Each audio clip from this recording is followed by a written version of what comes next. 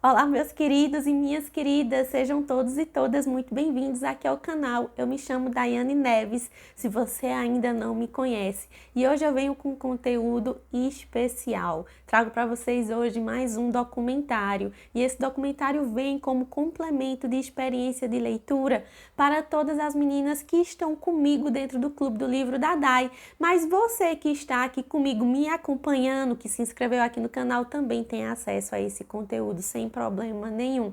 Eu espero que vocês gostem, espero que vocês estejam preparados e preparadas para esse documentário, que eu acredito que ficou muito legal. Então já aproveito aqui para te pedir um voto de confiança e te pedir para te inscrever, né, aqui no canal se você ainda não está inscrito, deixar o seu like caso você goste do conteúdo, porque isso ajuda bastante, né, o canal. Vocês já estão cansados de ouvir isso por aí, que eu sei. Então é isso, gente, vamos deixar de delongas e vamos seguir para a vida e obra de Madeleine Martin.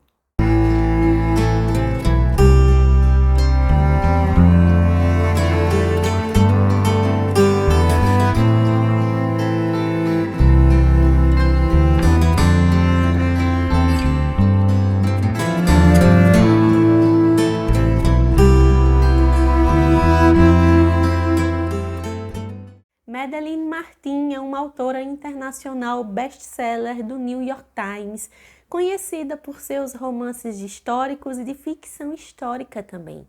Madeleine se formou em administração de empresas pela Fletcher College e trabalha para uma corporativa americana, além de escrever todos os seus livros e romances. Ela vive no ensolarado estado da Flórida com suas duas filhas e com seu marido.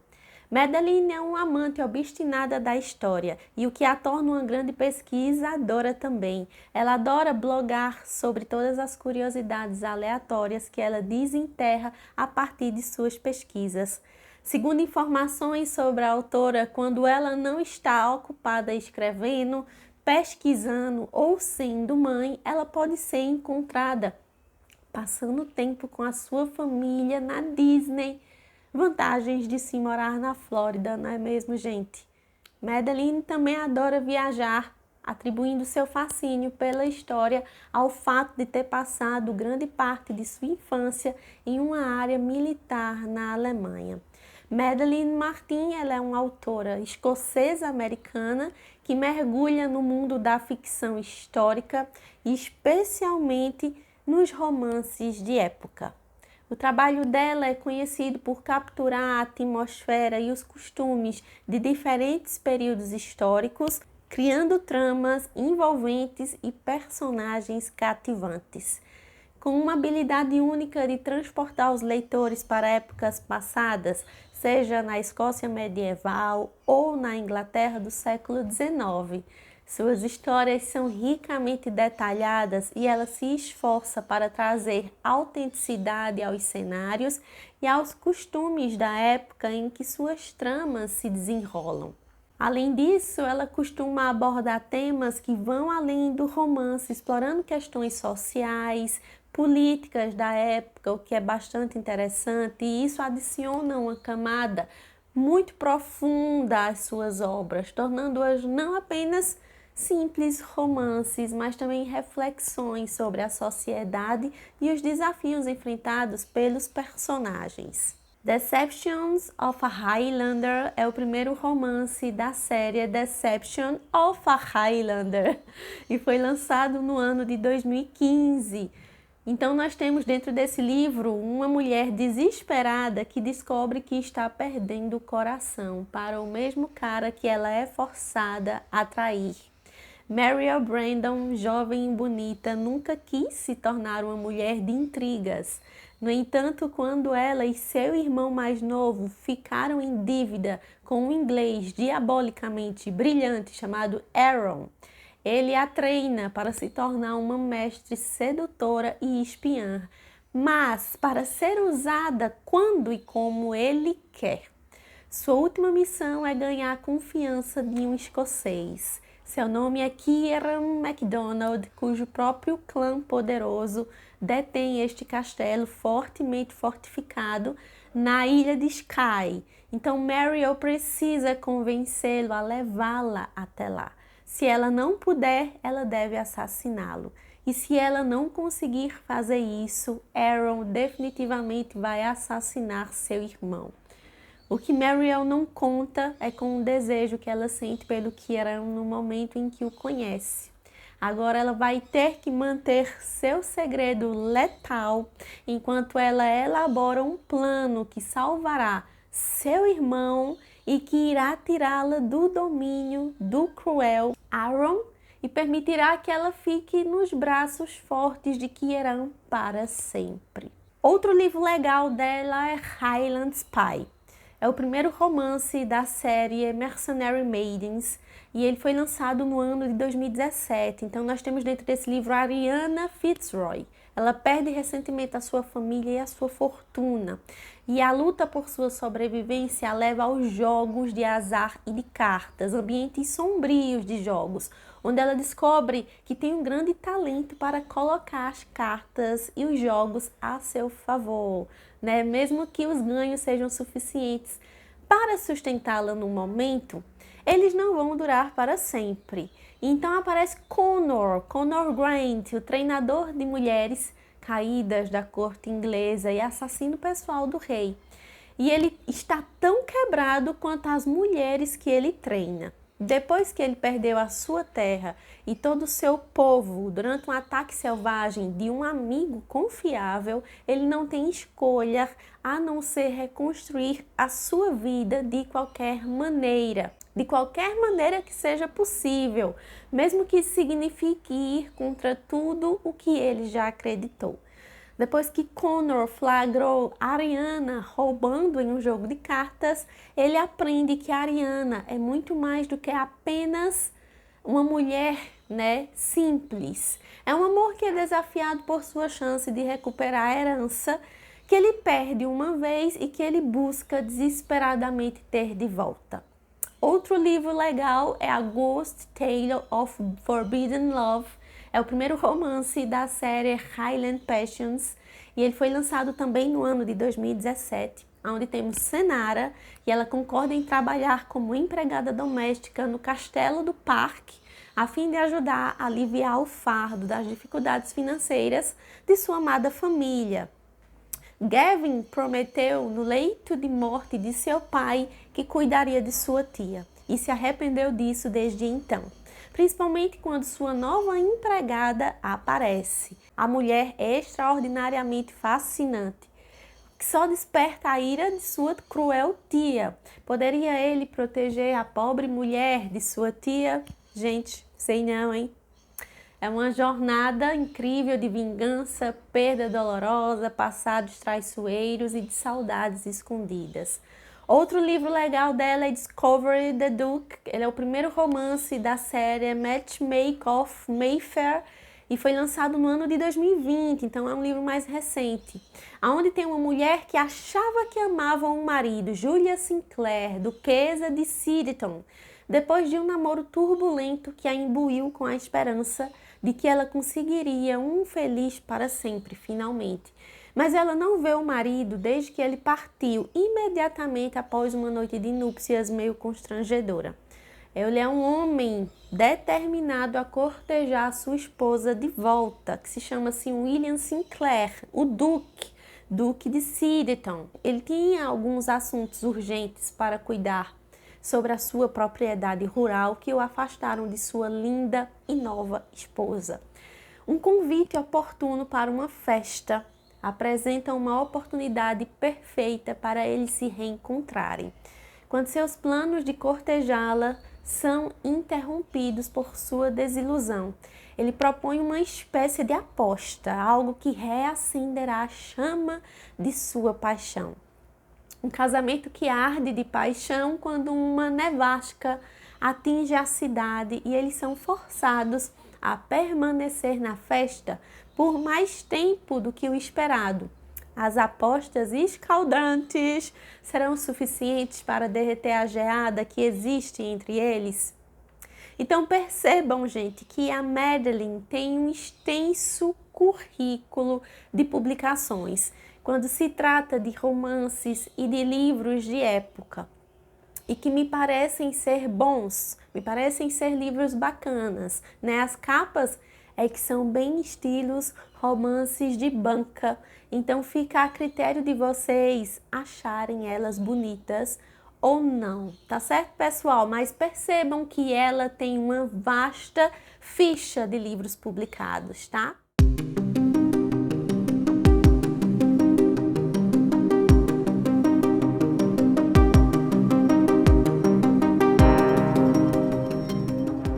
Livro lançado em 2021, que só chega ao Brasil um ano depois.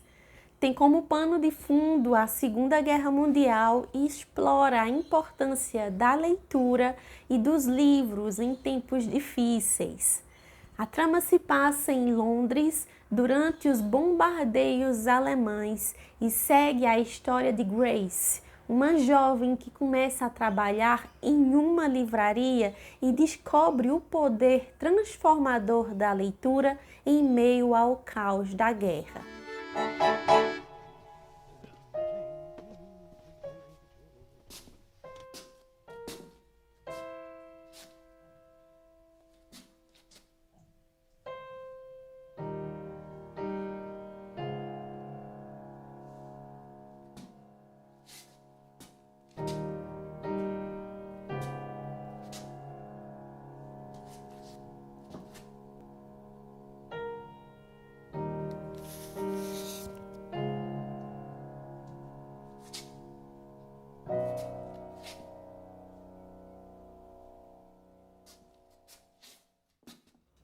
A narrativa cativante da autora destaca não apenas a resistência da cidade, mas também a resistência dos livros, como fonte de conforto e esperança. O livro explora temas como coragem, amizade e o impacto duradouro da leitura.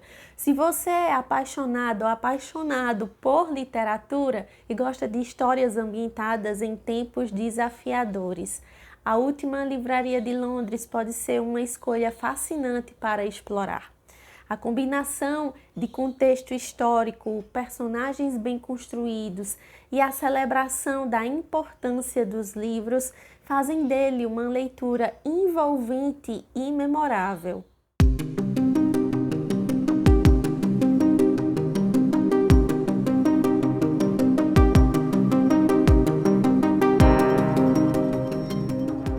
Mergulhar no cenário histórico de Londres em 1939 é como abrir as páginas de um livro. Neste período, a cidade estava à beira do que viria a ser a Segunda Guerra Mundial, um momento de grande tensão e mudança.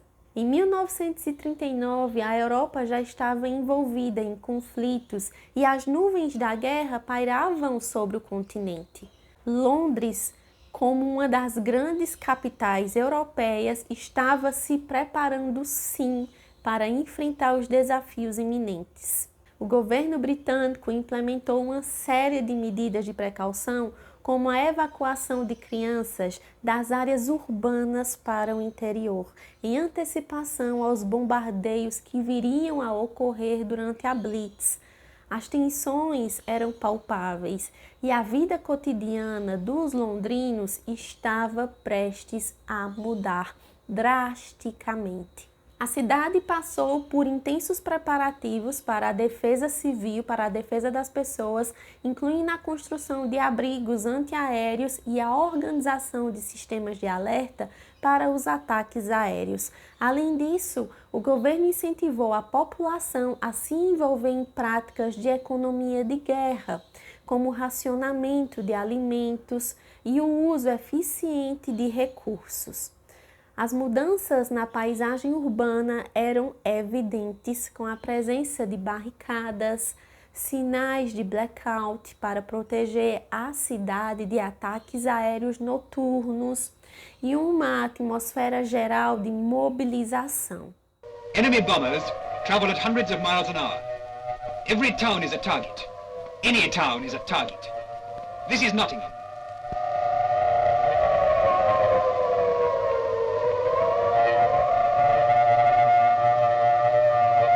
MVQ, calling all patrols. Air raid warning, clear all streets and stop incoming traffic.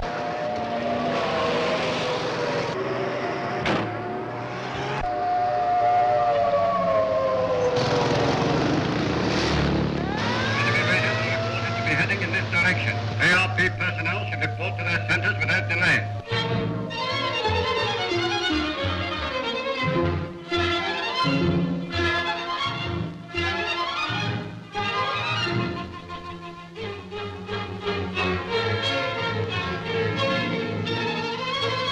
You should take shelter immediately. You still have 18 minutes. Stay on the cover until the all clear is sounded. This is most important. Please take shelter now. No time now for asking what to do, where to go. No time now for further training and organization. The hour of trial is upon us.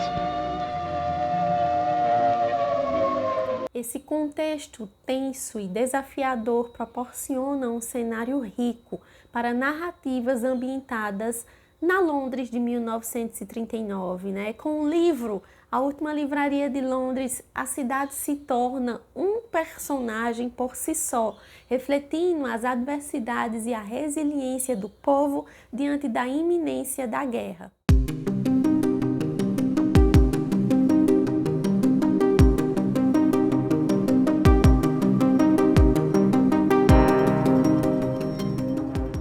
A evacuação das crianças em 1939, com o início do conflito e o temor de bombardeio aéreo sobre a cidade britânica, o governo decide implementar a evacuação em massa de crianças das áreas urbanas para o campo. O programa de evacuação tinha como principal objetivo proteger as crianças dos riscos dos bombardeios e garantir sua segurança durante o conflito. Entre setembro de 1939 e maio de 1940, mais de 1 milhão de crianças, principalmente de áreas metropolitanas como Londres, foram enviadas para áreas rurais. Essas crianças, muitas vezes separadas de suas famílias, eram acolhidas por famílias adotivas ou enviadas para escolas e instituições no interior do país.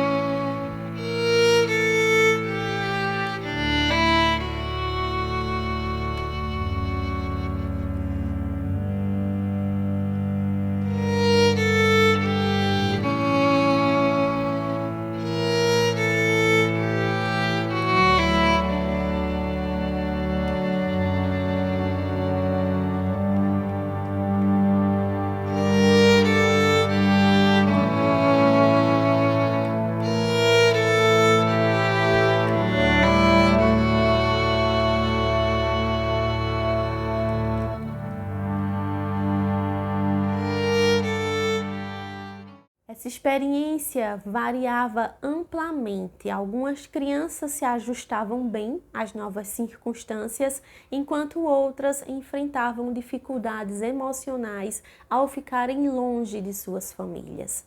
O processo de evacuação teve um impacto profundo nas vidas dessas crianças e de suas famílias que as acolheram também, né? E das famílias que ficaram sem essas crianças. Muitas crianças tiveram a oportunidade também de experimentar uma vida mais rural, com espaços abertos, com uma atmosfera diferente das cidades. No entanto, também houve desafios, como a adaptação a novos ambientes, a separação de suas famílias e o confronto com realidades socioeconômicas distintas.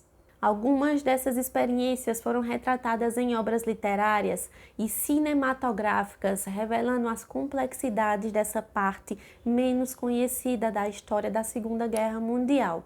É um capítulo tocante da história, mostrando como as adversidades da guerra afetaram não apenas os adultos, mas também as vidas inocentes das crianças que foram forçadas a se distanciar de seus lares em busca de segurança.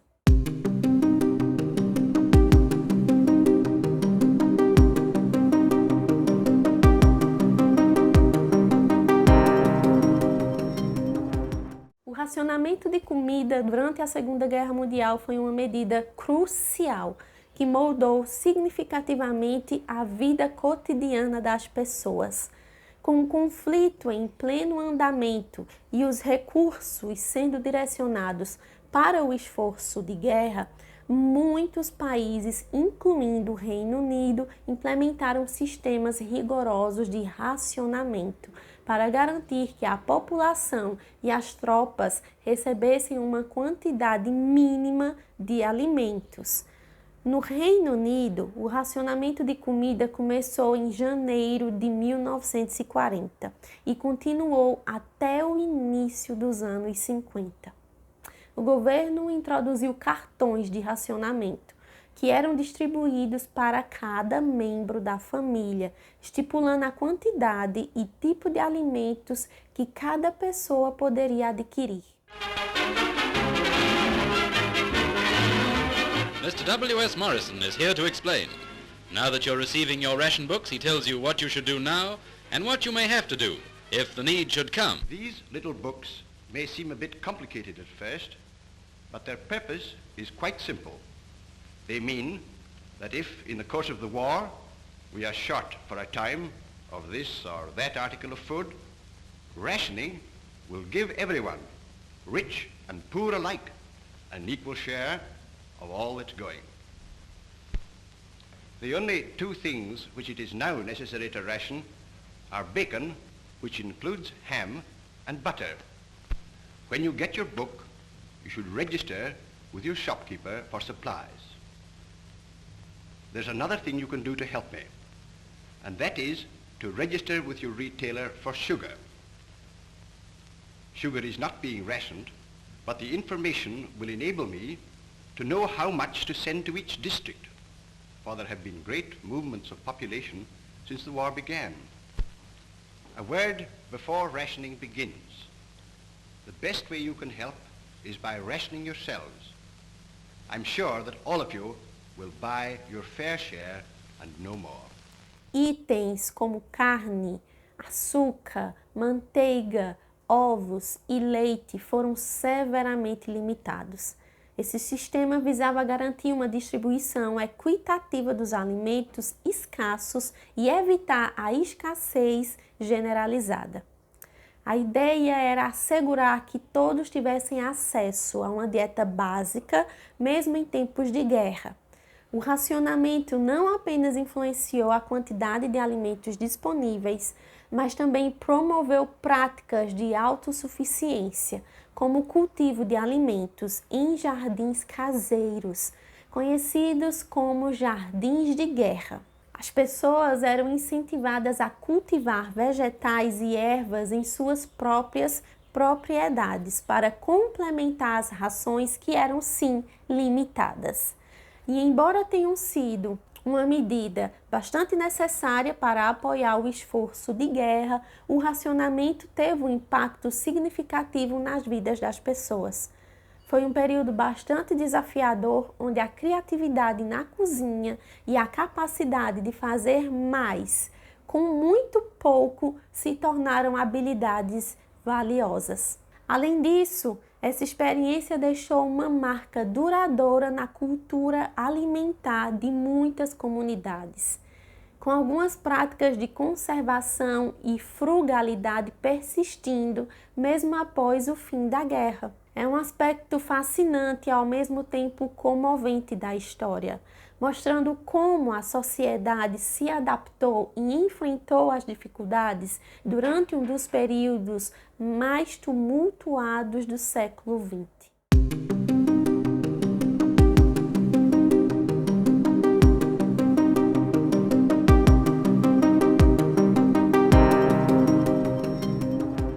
Paternoster Row foi um aglomerado ou rua situada ao norte da Catedral de São Paulo, local que já foi predominantemente eclesiástico e que também foi assim chamado pelos papeleiros e escritores de livros que ali habitavam e vendiam livros religiosos, educacionais, de ficção e demais assuntos. Ou seja, era um centro do comércio editorial londrino, com vários livreiros operando neste local. A rua foi devastada por bombardeio aéreo durante a Segunda Guerra Mundial. E em 2003, a rua foi substituída pela Paternoster Square. Supõe-se que a rua tenha recebido esse nome, Paternoster Row, pelo fato de que quando os monges e o clero da Catedral de São Paulo iam em procissão, entoando a grande ladainha, eles recitavam o Pai Nosso. Pai Nosso significa Paternoster, né, em latim. Então era uma linha de abertura da oração em latim. E na ladainha utilizava-se essa palavra, né, ao longo do percurso. Então foi relatado também, segundo anotações, que Charlotte Bronte e Anne Bronte se hospedaram no Chapter Coffee House, na rua, quando visitaram Londres em 1847. Elas estavam na cidade para conhecer o editor do livro de Jane Eyre. A rua foi devastada, como eu já falei, por bombardeio aéreo durante a Blitz da Segunda Guerra Mundial, e ela sofre danos particularmente pesados no ataque noturno de 29 e 30 de dezembro de 1940, mais tarde caracterizado como o segundo grande incêndio de Londres, durante o qual cerca de 5 milhões de livros foram perdidos nos incêndios causados por dezenas de milhares de bombas incendiárias. As ruínas de Paternoster Row foram visitadas por Wendell Wick em janeiro de 1941, e sobre essa visita ele falou o seguinte: pensei que o incêndio de Paternoster Row, a rua onde os livros são publicados, foi bastante simbólico. Eles, os alemães, destruíram um lugar onde a verdade é dita. Após esse grande desastre, esses comércios foram removidos, principalmente para a Bedford Street, King Street, Henrietta Street e Covent Garden.